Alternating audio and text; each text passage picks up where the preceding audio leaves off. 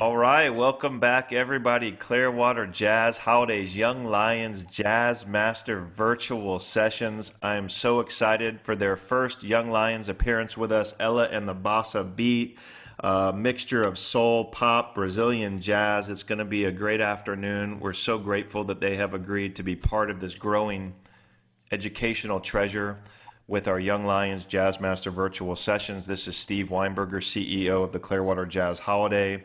And if you've been following along these sessions, you know that all of these upcoming sessions are accessible at the education and outreach page at clearwaterjazz.com.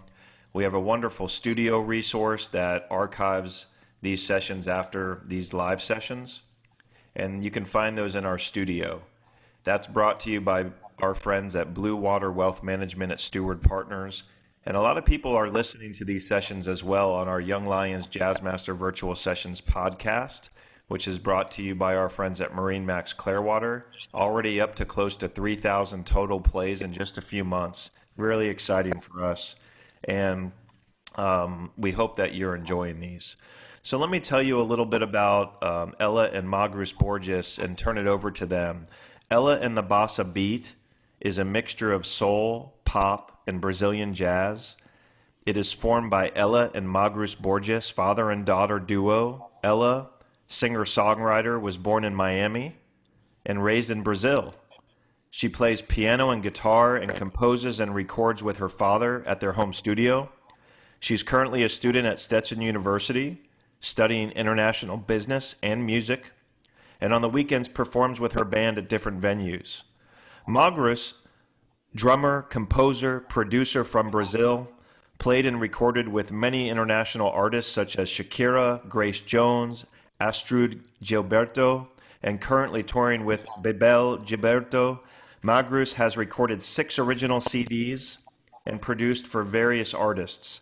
Ella and the Bossa Beat has performed at many Orlando jazz clubs, art festivals, private events, Epcot, Disney. They've released their CD, My Remedy, and currently are finishing recording their new EP. For more information, you can look them up on their social media channels, Facebook, Instagram. You can email them, Ella and the Bossa Beat at gmail.com, and please subscribe to their YouTube channel, some wonderful things there. Ella and Magrus, it's such a pleasure to have you join us. I'm going to turn it over to you now. Thanks for everything. Thank you so much, Steve, for the Thank you everyone to be here and Thank you, Steve, for the introduction, and I hope everyone is doing well today. As you know, our name is Ella and the Bossa Beat, and this is Magrus Borges, and I'm Ella Borges, and it's so great. So let's already get started on our presentation today. So. Today we're going to be talking about Brazilian rhythms, and this is the first, the part 1 session, and we'll have a next one later on. So today we're going to focus mainly on 3 different styles and rhythms from Brazil. And first we're going to give a little bit about the history of them, and we'll talk about, we'll give you a little demonstration on the main used percussion from that style. And then we'll give you a demonstration on the drums where you get to listen to it a little more. And also, we'll play a song that's going to incorporate that rhythm. So great, so let's get started. So for Samba, that is our first rhythm for today. Samba. Everything basically, I'm going to start already by saying that everything came from Africa. Most of our rhythms have originated and they came from Africa. And the ones that we're going to be touching on today, Samba, the first one, first arrived in Bahia in the northeast of Brazil. And it was originally named as Samba. And then just many, many years later, it became Samba. right? Right. Yes. So so basically it started with a certain rhythm, and it started and it developed into it got kind of like it was a fusion between many different styles that arise.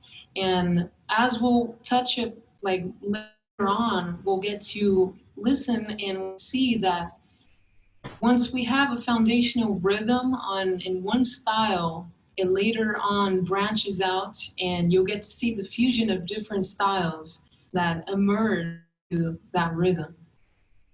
Do you have anything you would like to add before we before we continue? I have to say that samba became like a mix of a party with music, all on the same kind of concepts. Like you cannot play samba if you're not happy or if you don't feeling good, you know, because samba express a lot of our soul, a lot of our happiness, and it's very important to feel good and be happy to express that kind of one, two, two, two.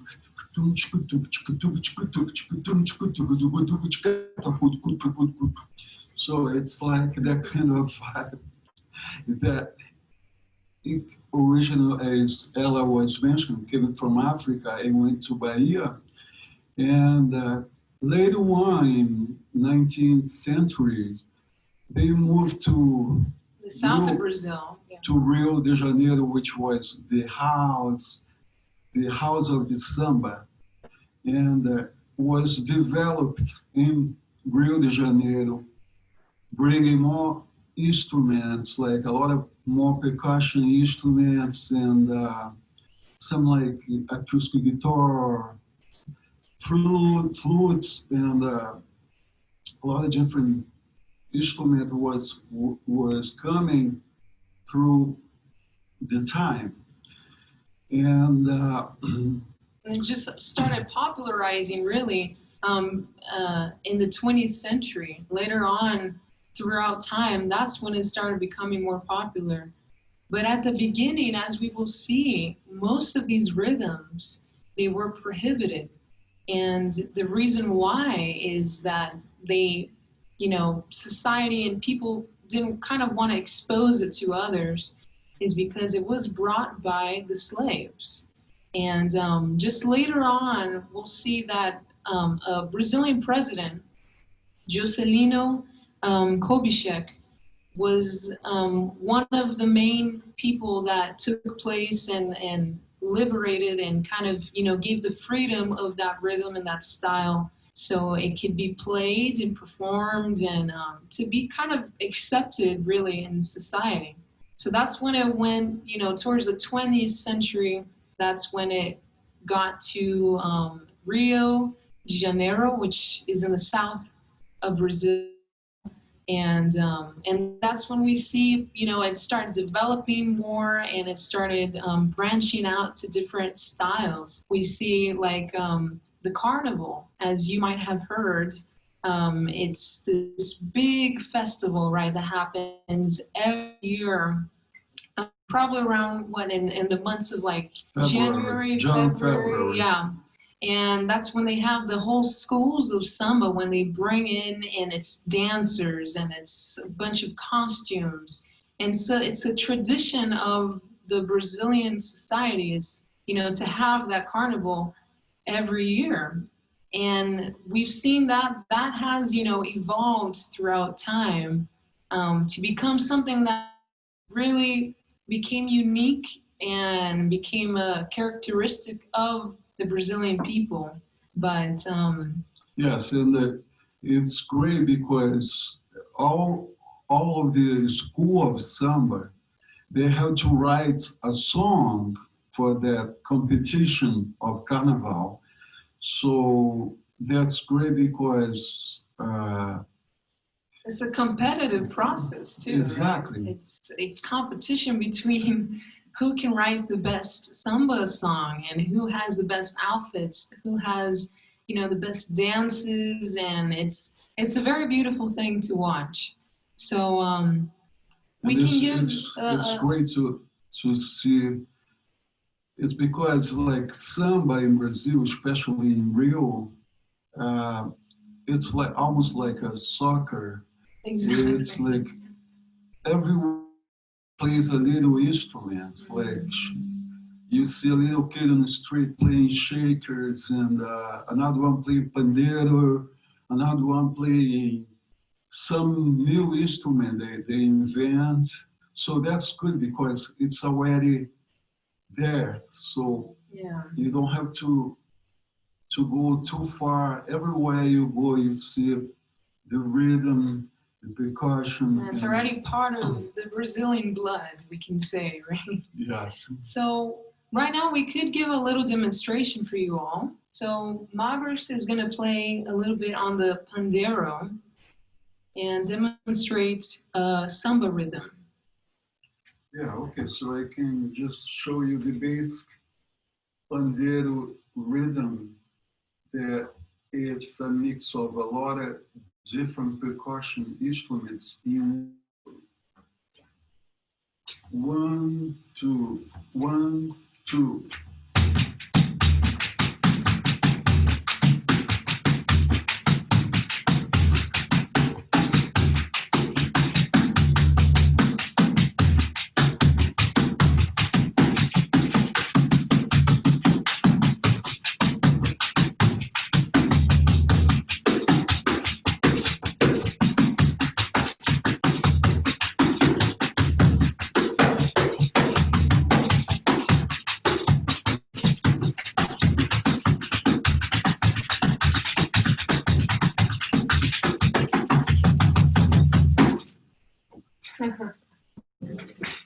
Okay, so, and then we can show a little demonstration about the tambourine, which is a very basic instrument for the samba. And this instrument, I'm sorry, this instrument, tambourine, will give you the basic foundation for the samba rhythm. Like, will give you all the subdivision. Almost, right? Yeah, and we'll give you like, we'll tell you, we'll kind of Like where the guide actions you are. Yeah. the direction where you have to go.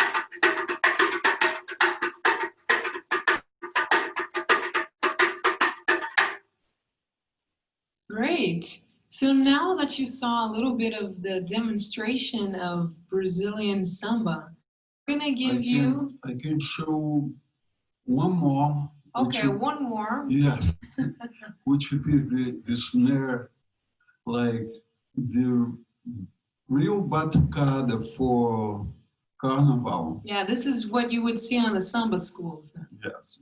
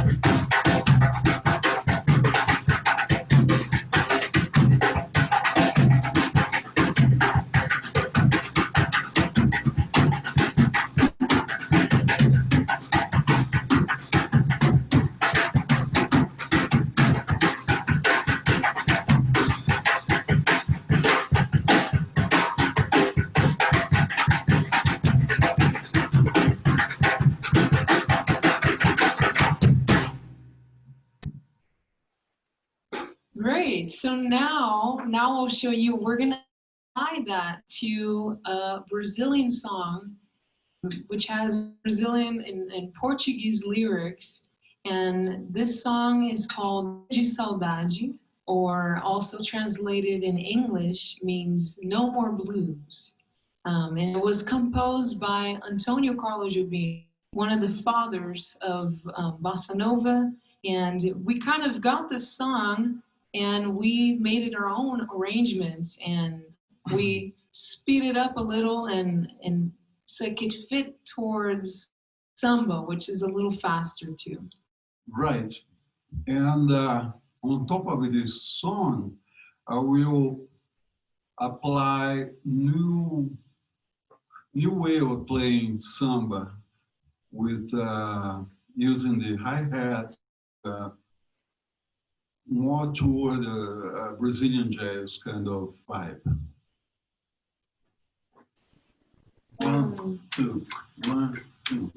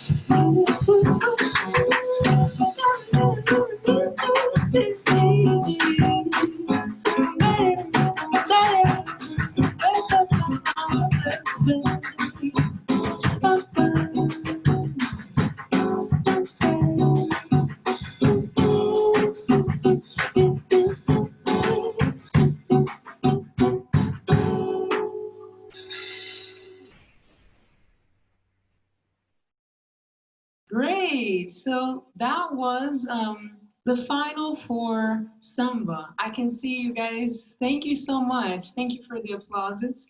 And now we're going to switch gears a little bit, and we're going to talk about the second rhythm of today, which is called Baião. B-A-I-A-O, Baião. So as you can see, he's getting ready. The percussion, yeah, the zabumba. So Baião, and we're going to see this pattern very much throughout all these rhythms that we're going to play today, is that there are some similarities and there are some differences. And one of the similarities for this specific style is that it also came from Africa, and it was also originated and created and played right in the northeast of Brazil, in Bahia as well. And now the differences, one of the differences is that other instruments come into play right now, such as the accordion, and we have the triangle, and this beautiful instrument, the zabumba, the bass drum. And so basically, this rhythm also gave and had a lot of influence from the next rhythm that we'll play later for you, called Afro-Brazilian, because it also was created by the African slaves, and it was brought by Africa to Brazil, in the northeast of Brazil. And we can say that for this rhythm, it almost has a little bit of a folklore to it, right? It has that kind of, it's a historic root, and it just kind of, that's the way it developed throughout time. And one of the fathers of Baião that kind of popularized this style was called Luiz Gonzaga. And he wrote songs and he played the accordion, and it was a beautiful thing when he started popularizing. And the lyrics usually talk about love. When you have songs that are in the Baião style, they talk about love, and they talk about also the difficulties of living in the northeast of Brazil. So those are patterns and characteristics of this style. So now, would you like to demonstrate Sure. a little bit of the Baião style in the zabumba?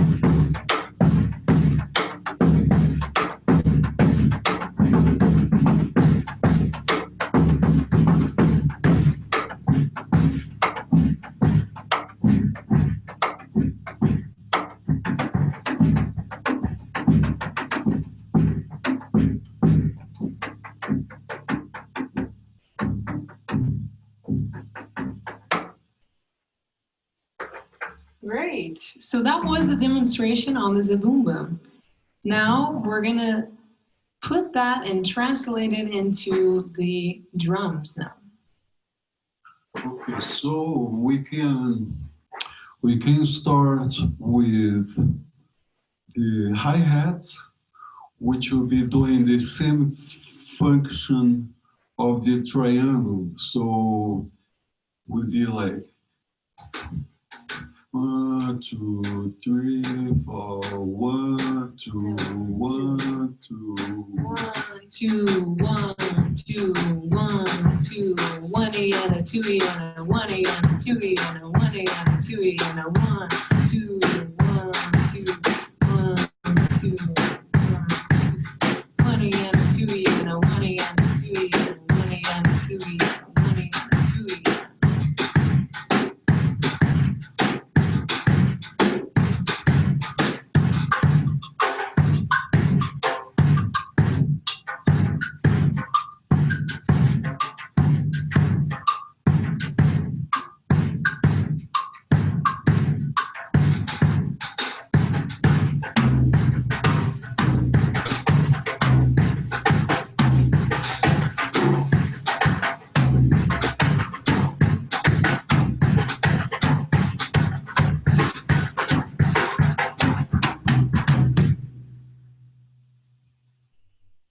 Great. So now we're going to take this rhythm and these patterns and we're going to put it into a song.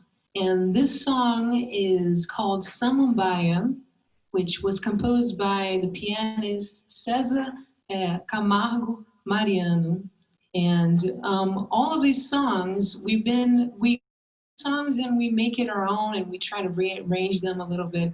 Originally, this song was not composed as a baião, but we thought that it would be a perfect match, and sometimes, you know, they just blend in so beautifully. So here we go. This is Samambaia. 1, 2, 1, 2.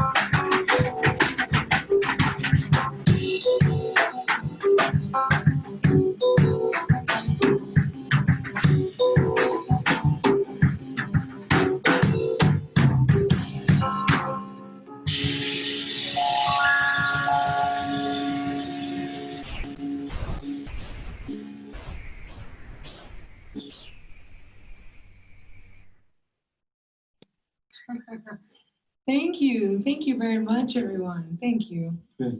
That was Samambaya. So great. And now it gets us to the last rhythm, the third and last of today, which is called Afro-Brazilian Rhythm.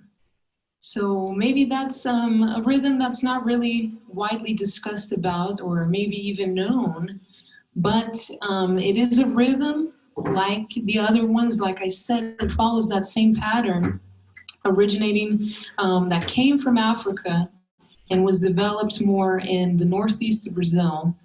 And now the difference with this one is it all started with there's a religion called candomblé, and capoeira is a martial art that's also a form of a dance style.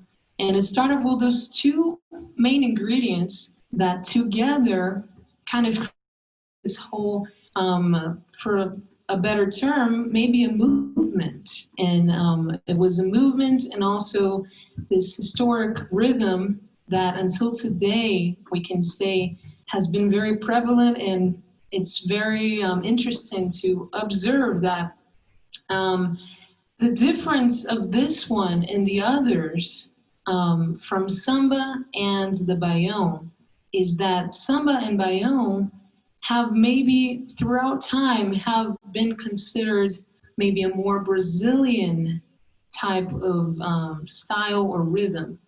Whereas the Afro-Brazilian, we can say that it has for a long time, it's always been considered that African style. And even though it is considered Brazilian, and all of these rhythms are considered Brazilian, but the Afro-Brazilian, you can see just by the name, you already kind of switch a little bit and turn your head and say, wait a second, this was not just the influence of Brazil, right? It has influences from different places, and especially from Africa. So it all started with that, with the candomblé and capoeira. And it has, developed, right, throughout time. And in today's days, we can say that there are some, popular artists such as Caetano Veloso and Gilberto Gil that have gotten those styles and have, demonstrated and used them in their music, their original music.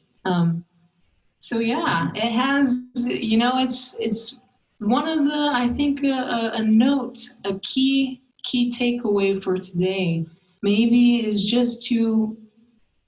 that how interesting it is that all of these rhythms, they all seem to connect, and they all seem to, they're all together. And with the foundational rhythms, you can always develop more. And what he has been demonstrating is that he brings the foundational rhythms, which we saw today, and it's not always about, just playing the foundational rhythm. You can always build up from that. And that's the beautiful thing, is that you get the foundational rhythms and you get these, the characteristic patterns of a certain style. You always build up from that. And that's why you see the fusion of so many different styles and even different countries that came in to Brazilian music, because you can always build up from that. Right. So actually, I have someone in the Amazon that built this drum for me, and I call this drum Amazon drum, which is made in the Amazon. And I will apply this in this rhythm.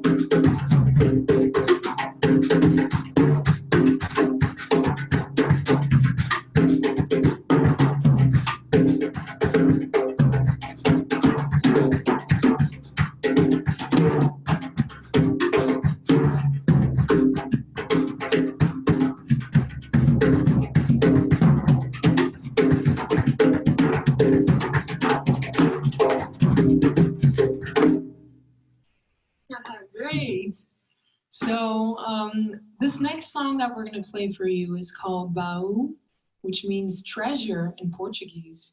And this song was written by Vanessa da Mata, and she is a way younger generation of a Brazilian artist that now is, she has been very popular, of course, very well known in Brazil.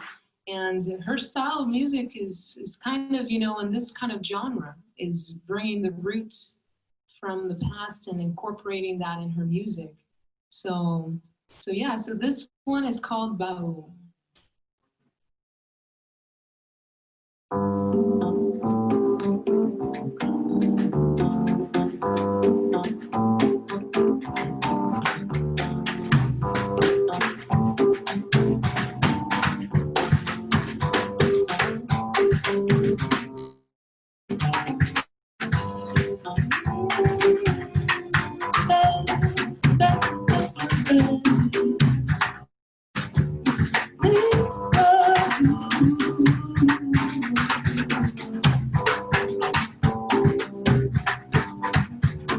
Sabe de uma coisa só, vou lhe jogar no meu baú.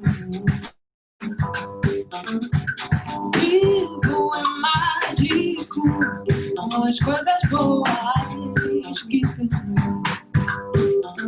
Os meus desafios é mágicos, as partes da maçã. Sabe você agora, sabe se transformar. Eu uso de memória, mas enfim de receita. Quem sabe se sensibiliza, quem sabe se transformar. Pois consegui você, se toca no ar, você fica com vontade, tudo vai dando jeito. Consegui você, se toca no ar, você fica com vontade, tudo vai dando nos dedos.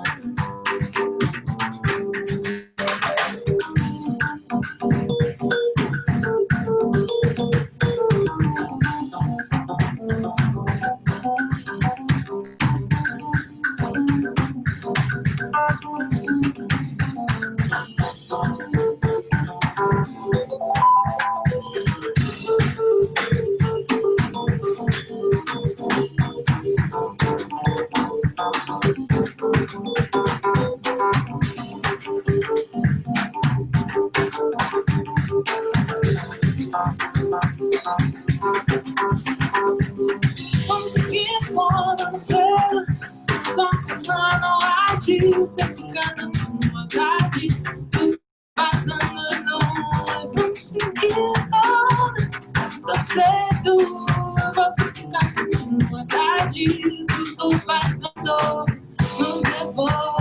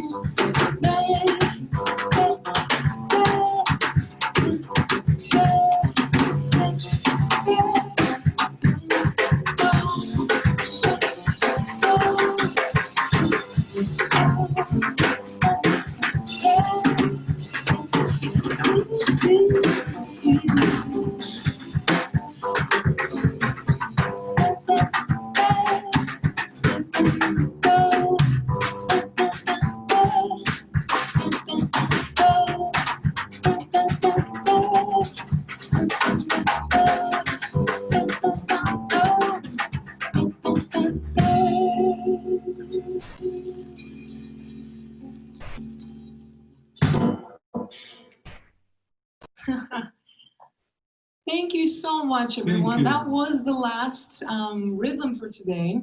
And we just want to say thank you to Steve Weinberger for having us today. Thank you so much for your invitation. And thank you all of you who are watching and that are here with us. it is such a pleasure to be able to share a little bit of our culture with you. Right. And just talk about these rhythms that, sometimes there's so much history involved in it. And Actually, it's so so much beautiful, right? yeah, because there are so many intrigues, rhythms. So we need to spend more time to really go deep inside of all these rhythms, and Yeah. so you can get to know better. But thank you so much for being here today. And please, if you would like to follow us on Facebook, on Instagram, we also have a channel where we post original music, and we've been posting more videos. So, and also, if you're interested in having any private lesson or learning just some more about us, specifically, yeah, please don't hesitate to get in contact with us on our email, ellaandthebossabeat@gmail.com, or any platform, any social media.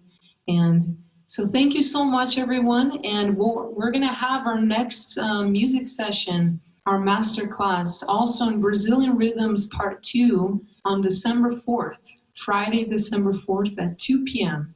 So if you're interested, talking more about Bossa Nova, exactly, and Bossa Nova, Brazilian jazz, and some other rhythms. So if you're interested, please come, please invite your friends, and it will be a pleasure again.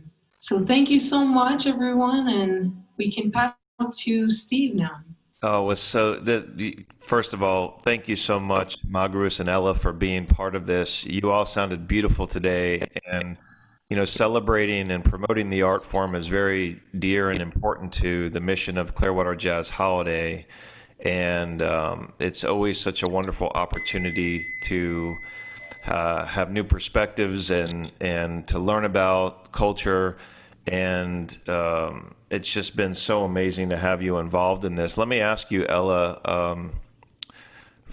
it must be very special to you to be part, this is in your blood, and it's to grow up around these traditions, but it also must be really fun for you as an artist to incorporate these into your music. Could you talk a little bit about how special these traditions are to you as an artist? Oh yeah, no, for sure. This has been such an amazing journey, and it's so dear to me to be able to have been raised in the Brazilian culture, and just to experience a whole different culture and learn a different language.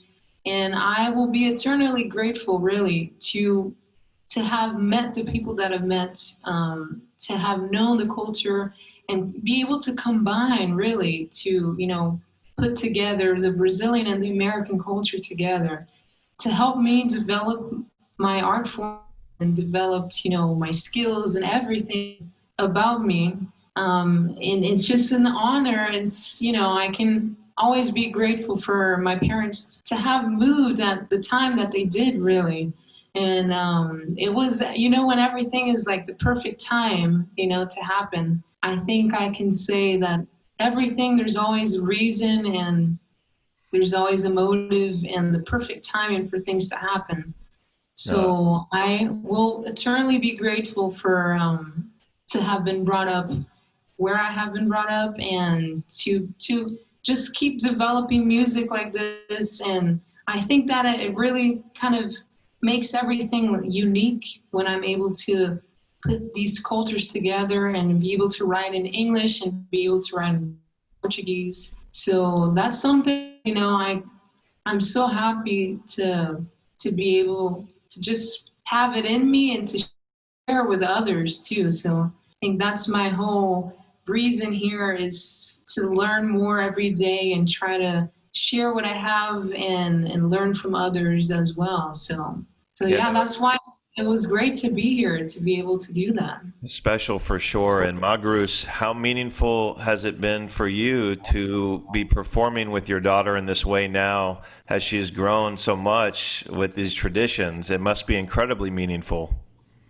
Oh, I'm so blessing, and I gotta thank you, God, and my wife and Ella, and just to have this beautiful family.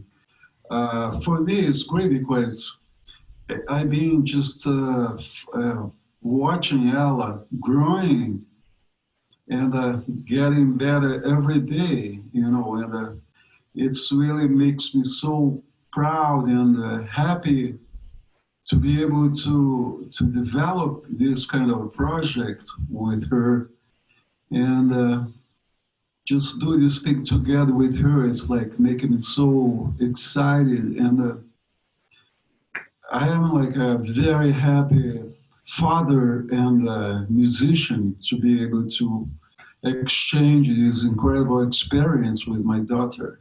Yeah, So I'm very happy. that's beautiful, and we can feel it for sure.